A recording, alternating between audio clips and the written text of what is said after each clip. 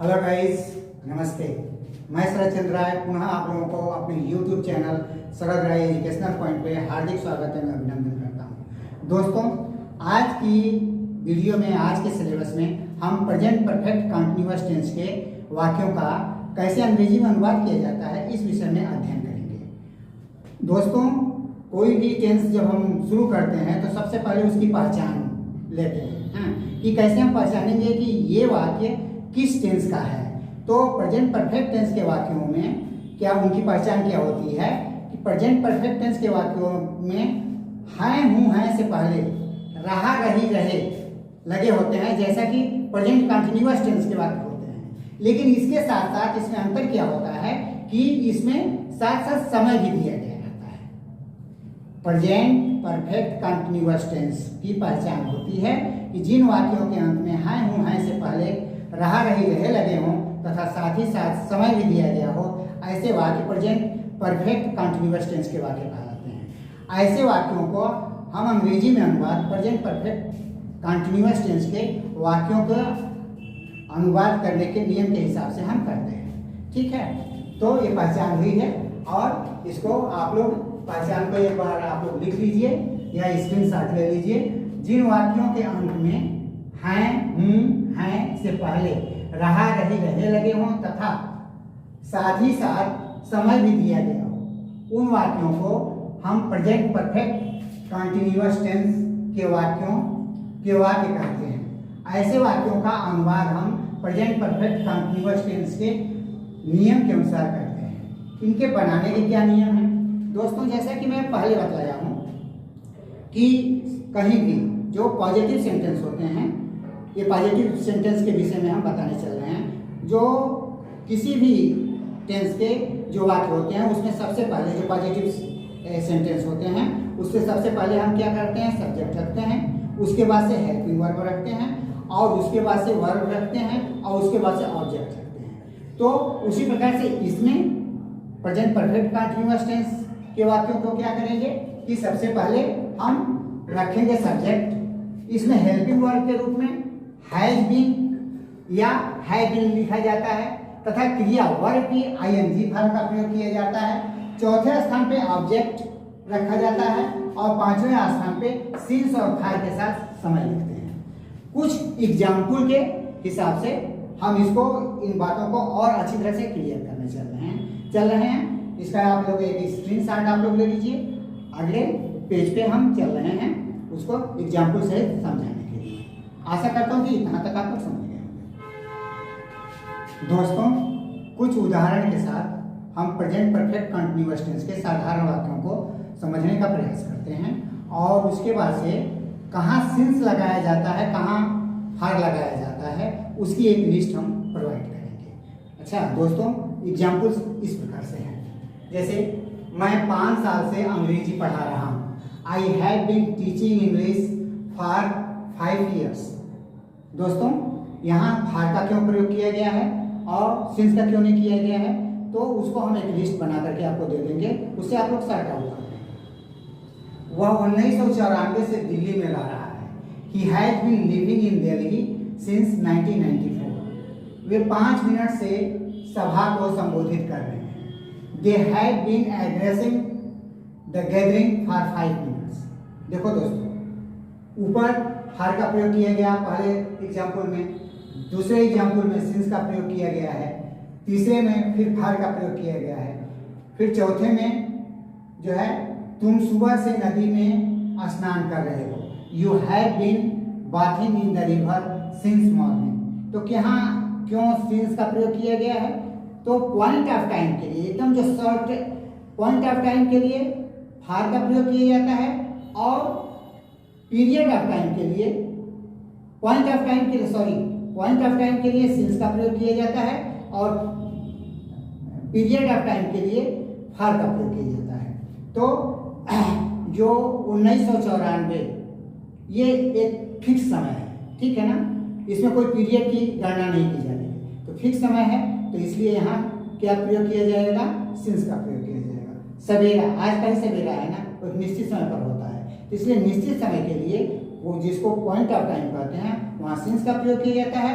और जो countable time होता है जैसे 2 साल, 4 साल, 2 मिनट, 4 मिनट, 5 मिनट, तो ये सब जो होते हैं जो काउंटेबल रहते हैं उनके लिए फार का प्रयोग किया जाता है। एक मोटी सी पहचान है, फिर भी आपको एक लिस्ट दिया जाएगा, उससे आप पूरा अच्छी तरह से समझ जाएंगे। बरसात लगातार 2 घंटे से हो रही है। It has been raining continuously for 2 hours. Okay दोस्तों, आशा करता हूँ कि आप लोगों के समझ में आ गया होगा और इसको आप लोग स्क्रीनशॉट ले लीजिए। हाँ दोस्तों, अब हम प्रेजेंट परफेक्ट कंटिन्यूअस टेंस के नेगेटिव वाक्यों को बनाने जा रहे हैं। बनाने से पहले आप लोगों को मैं वो लिस्ट प्रोवाइड कर देना चाहता हूँ जिसमें कहाँ सिंस लगेगा और कहाँ फार का प्रयोग होगा। दोस्तों, पॉइंट ऑफ टाइम के लिए सिंस का प्रयोग किया जाता है और पीरियड ऑफ टाइम के लिए फार का प्रयोग किया जाता है। जैसे इसी एग्जाम्पल के साथ आप लोग थोड़ा नोट कर लीजिए।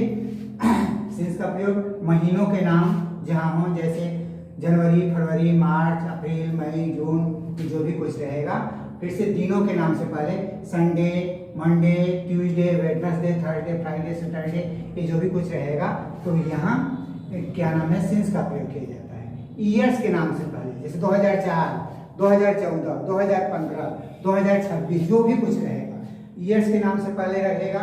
उसके बाद से पार्ट ऑफ डे, जैसे एक दिन के कई पार्ट होते हैं, मॉर्निंग पार्ट होता है, इवनिंग पार्ट होता है, तो पार्ट ऑफ डे तो वो क्या नाम है कि मॉर्निंग, इवनिंग, ठीक है। और उसके बाद से टाइम जहाँ ओ क्लॉक होता है, 4 o'clock, 5 o'clock, 6 o'clock, 11 o'clock, जहाँ ओ क्लॉक रहेगा और AM तथा PM रहेगा, 4 PM, 3 PM, तो यहाँ सिंस का प्रयोग किया जाएगा। जैसे नेम ऑफ फेस्टिवल, जैसे होली, दीपावली, एक्सेट्रा, ईद, जो भी कुछ रहेगा तो वहाँ वो क्या किया जाएगा कि सिंस का प्रयोग किया जाएगा। नेम ऑफ सीजन, जैसे समर, विंटर, रेनिंग, ये सब जो भी कुछ रहेगा तो वहाँ सिंस का प्रयोग किया जाएगा। नेम ऑफ इवेंट, जैसे marriage day, birthday, stage of life जो होता है, कि जैसे बचपन की अवस्था होती है, वृद्धावस्था होती है, यौन अवस्था होती है, उस पर क्या नाम है, सिंस का प्रयोग किया जाएगा। जहाँ लास्ट शब्द लगा हो, जैसे last month, last year, etcetera, यहाँ जो है कि सिंस का प्रयोग किया जाएगा। और पीरियड ऑफ टाइम जो होता है, फॉर काउंट, जहाँ फार का प्रयोग किया जाता है, जहाँ काउंटिंग नंबर के साथ हो, डे हो, मंथ हो, ईयर हो, वीक हो, आवर्स हो, मिनट हो, सेंचुरी, शताब्दी हो, फार वाइज हो, फार मंथ हो। जैसे for a day, for 5 days, for 4 minutes, for 5 minutes, for hours, जो भी कुछ रहेगा, फार सेंचुरीज, शताब्दी, तो यहाँ फार का प्रयोग किया जाएगा। आशा है कि इसको आप लोग समझ गए होंगे। और चल रहे हैं हम नेगेटिव सेंटेंस में। हाँ दोस्तों, अब हम अध्ययन करने चल रहे हैं प्रेजेंट परफेक्ट कंटिन्यूअस टेंस के नेगेटिव वाक्यों को। दोस्तों, असर्टिव सेंटेंस या सकारात्मक वाक्य जो अध्ययन किए, और जिसको ट्रांसलेशन बनाए, और जो नेगेटिव सेंटेंस को जो बनाने चल रहे हैं उसमें मात्र एक ही चीज का अंतर है। बाकी रूल जो है एकदम असर्टिव सेंटेंस जैसे है। जैसे कि हैव या हैव बीन या हैज बीन के बीच में नॉट शब्द का प्रयोग किया जाता है। या यूं समझ लो कि हैव, हैज और बीन के बीच में नॉट का प्रयोग कर दिया जाता है। ठीक है, कुछ एग्जाम्पल के साथ है, ऐसे उनका क्रम ऐसे है कि उसको कुछ एग्जाम्पल से देखेंगे भी। बहरहाल स्ट्रक्चर इस प्रकार से होता है। पहले रखते हैं सब्जेक्ट, दूसरे स्थान पर हैव नॉट बीन या हैज नॉट बीन का प्रयोग करते हैं। तीसरे स्थान पे वर्ब की आईएनजी फॉर्म का प्रयोग करते हैं। चौथे स्थान पे ऑब्जेक्ट रखते हैं और अंत में फार या सिंस के साथ समय लगा देते हैं। अभी जो मैंने एक लिस्ट दिया है तो कहाँ फार का प्रयोग किया गया है और कहाँ सिंस का प्रयोग किया जाएगा, ये इसको आप लोग समझ गए होंगे, मैं ये आशा करता हूँ। कुछ एग्जाम्पल्स के साथ और ये क्लियर हो जा रहा है। मैं 5 साल से अंग्रेजी पढ़ा रहा हूँ, जैसे तो मैं 5 साल से अंग्रेजी पढ़ा रहा हूँ, ये अभी मैंने पढ़ाया था असर्टिव सेंटेंस में। अब नेगेटिव में मैं 5 साल से अंग्रेजी नहीं पढ़ा रहा हूँ। I have not been teaching English for 5 years। दूसरा है वह 1994 से दिल्ली में नहीं रह रहा है, वह 1994 से दिल्ली में नहीं रह रहा है। He has not been living in Delhi since 1994। ये 5 मिनट से सभा को नहीं संबोधित कर रहे हैं, वे 5 मिनट से। इसको थोड़ा सा ये ही लग गया है, तो यहाँ दे का प्रयोग किया जाएगा। थोड़ा आप लोग इसको ही के स्थान पे आप लोग दे लिख लीजिए। They has not been addressing the gathering for 5 minutes. तुम सुबह से नदी में स्नान नहीं कर रहे हो। You have not been bathing in the river since morning. बरसात लगातार 2 घंटे से नहीं हो रही है। It has not been raining continuously for 2 hours. दोस्तों आशा कर रहा हूं कि इसको आप लोग समझ गए होंगे। एक स्क्रिप्ट। हाँ दोस्तों, अब हम प्रेजेंट परफेक्ट कंटीन्यूअस टेंस के इंट्रोगेटिव सेंटेंसों को कैसे अंग्रेजी में अनुवाद किया जाता है इसके विषय में हम ध्यान देते हैं। उनको बनाने के रूल रेगुलेशन इस प्रकार से हैं। जैसे सबसे पहले हैव या हैज का प्रयोग करते हैं, दूसरे स्थान पे सब्जेक्ट रखते हैं, तीसरे स्थान पे बीन रखते हैं और चौथे स्थान पे क्रिया की आईएनजी फॉर्म का प्रयोग करते हैं। 5वें स्थान पे ऑब्जेक्ट रखते हैं। 6वें स्थान पे सिंस या फॉर के साथ समय लगा देते हैं। जैसे कुछ एग्जाम्पल्स हैं, जैसे क्या मैं 5 साल से अंग्रेजी पढ़ा रहा हूँ, तो have I been teaching English for 5 years. क्या वह 1994 से दिल्ली में रह रहा है। Has he been living in Delhi since 1994। क्या वे 5 मिनट से सभा को संबोधित कर रहे हैं। Have they been gathering, have they been addressing to the gathering for 5 minutes. क्या तुम सवेरे से नदी में स्नान कर रहे हो। Have you been bathing in the river since morning. क्या बरसात लगातार 2 घंटे से हो रही है। Has it been raining continuously for 2 hours. Okay दोस्तों, इसका एक स्क्रीनशॉट ले लीजिए। आशा करता हूँ कि ये भी इंट्रोगेटिव सेंटेंस के वाक्य कैसे बनाए जाते हैं आप लोगों को समझ में आएगा।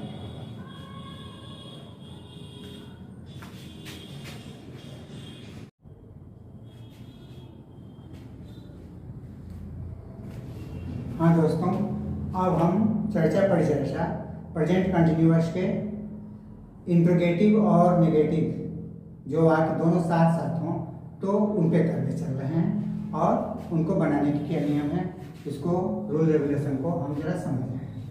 देखो दोस्तों, जिसका प्रश्नवाचक और नकारात्मक दोनों वाक्य के साथ साथ हों तो उनमें उनको बनाने के नियम ये हैं कि सबसे पहले हैव या हैज रखते हैं या हैज रखते हैं, उसके बाद सब्जेक्ट रखते हैं, उसके बाद नॉट बीन रखते हैं, उसके बाद से वर्ब की आईएनजी फॉर्म रखते हैं, फिर ऑब्जेक्ट रखते हैं, फिर सिंस या फॉर के साथ समय लगा देते हैं। जैसे कुछ एग्जांपल के साथ, क्या मैं 5 साल से अंग्रेजी नहीं पढ़ा रहा हूँ। Have I not been teaching English for 5 years. दूसरा है, क्या वह 1994 से दिल्ली में नहीं रह रहा है। Has he not been living in Delhi since 1994। क्या वे 5 मिनट से सभा को संबोधित नहीं कर रहे हैं। Have they not been addressing the gathering for 5 minutes. क्या तुम सुबह से नदी में स्नान नहीं कर रहे हो। Have you not been bathing in the river since morning. और 5वां जो है, क्या बरसात सवेरे से नहीं हो रही है। Has it not been raining since morning. आशा है दोस्तों कि सेंटेंस पूरी तरह से आप समझ गए होंगे। इसका एक स्क्रीनशॉट ले लीजिए। हाँ दोस्तों, अब हम प्रेजेंट परफेक्ट टेंस के ऐसे वाक्य जिनके ऐसे सेंटेंस जिनके बीच में प्रश्नवाचक शब्द लगे रहते हैं, जैसे क्यों, क्या, कहाँ, ये सब बीच में लगे हों, तो वैसे वाक्यों की कैसे हम ट्रांसलेशन बनाते हैं इसके विषय में हम चर्चा पर चर्चा करने चल रहे हैं। इसके बनाने के नियम क्या है। सबसे पहले उस शब्द की अंग्रेजी, जैसे क्यों है तो सबसे पहले हम वाई रखेंगे। सबसे पहले उस शब्द की अंग्रेजी लिखते हैं, उसके बाद दूसरे स्थान पर लिखते हैं हैव नॉट या हैज नॉट। तीसरे स्थान पे हम सब्जेक्ट कर्ता रखते हैं, चौथे स्थान पे बीन रखते हैं, 5वें स्थान पे क्रिया की आईएनजी फॉर्म रखते हैं, 6वें स्थान पे ऑब्जेक्ट रखते हैं तथा 7वें स्थान पे फॉर या सिंस के साथ समय रख देते हैं। यही वाक्य पूरा हो जाता है। जैसे 2 एग्जाम्पल ले लीजिए। वे 5 साल से काम क्यों नहीं कर रहे हैं? वाई, देखिए इसमें 5 साल से काम क्यों नहीं कर रहे हैं, इसकी अंग्रेजी why have not they been working for 5 years। वे 5 मिनट से नदी में क्यों नहीं नहा रहे हैं? Why have they not been bathing in the river for 5 minutes। दोस्तों, आशा करता हूँ कि ये पूरा प्रेजेंट परफेक्ट कंटिन्यूअस टेंस आपको पूरा समझ में आ गया होगा और अच्छी तरह से मैंने अब समझाने का प्रयास किया है। अगर ये वीडियो आप लोगों को पसंद आएगा तो इस वीडियो को लाइक, शेयर और सब्सक्राइब करना ना भूलिएगा। Thank you. जय हिंद।